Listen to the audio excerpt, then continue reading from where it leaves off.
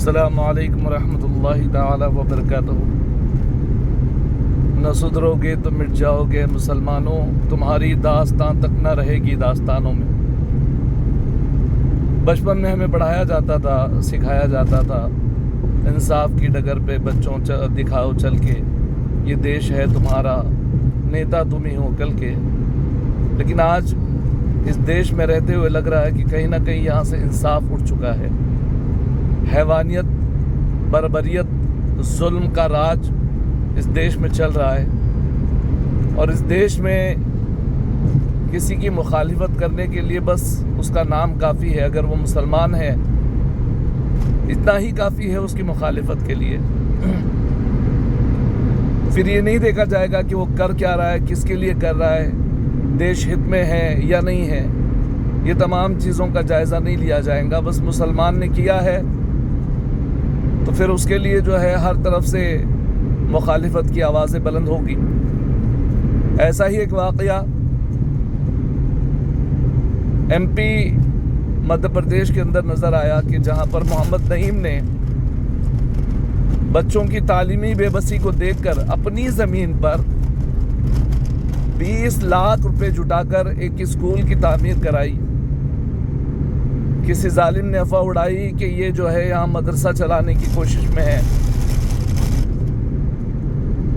یہاں شراب کے ٹھیکے چل سکتے ہیں، جوا خانے چل سکتے ہیں، زنا کے مقامات آباد ہو سکتے ہیں، ڈانس بار کے لیے پرمیشن ہے، لیکن بچوں کی تعلیمی معیار کو ابھارنے کے لیے آپ کوئی اسکول تعمیر نہیں کر سکتے اگر آپ مسلمان ہوں۔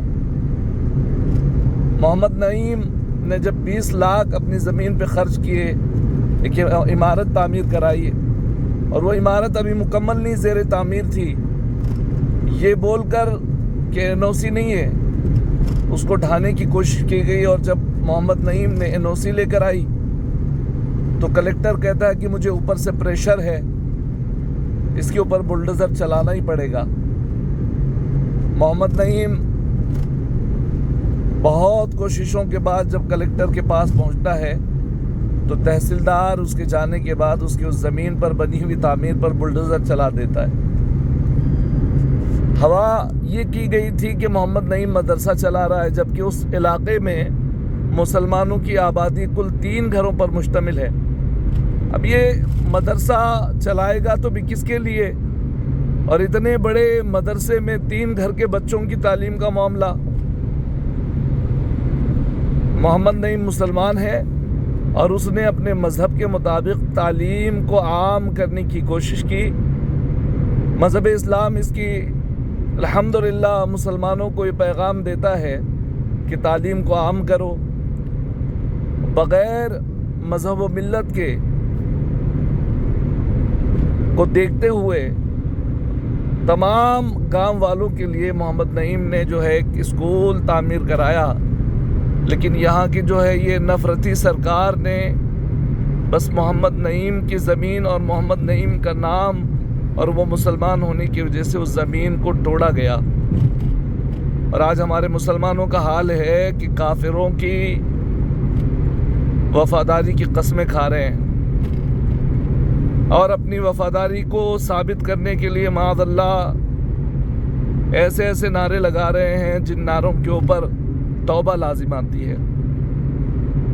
خدا را آخرت سے ڈرو اور اپنے وجود کو بچانے کی فکر میں لگے رہو، ورنہ یہ تمہارے جسم میں گوشت تو دور کی بات ہے، آپ کی چمڑی بھی رہنے نہیں دیں گے، تمہارا نام و نشان ختم ہو جائے گا۔ نہ سدھرو گے تو مٹ جاؤ گے، اے مسلمانوں تمہاری داستان تک نہ رہے گی داستانوں میں۔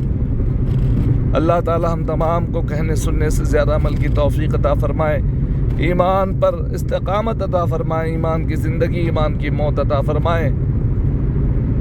اللہ حافظ۔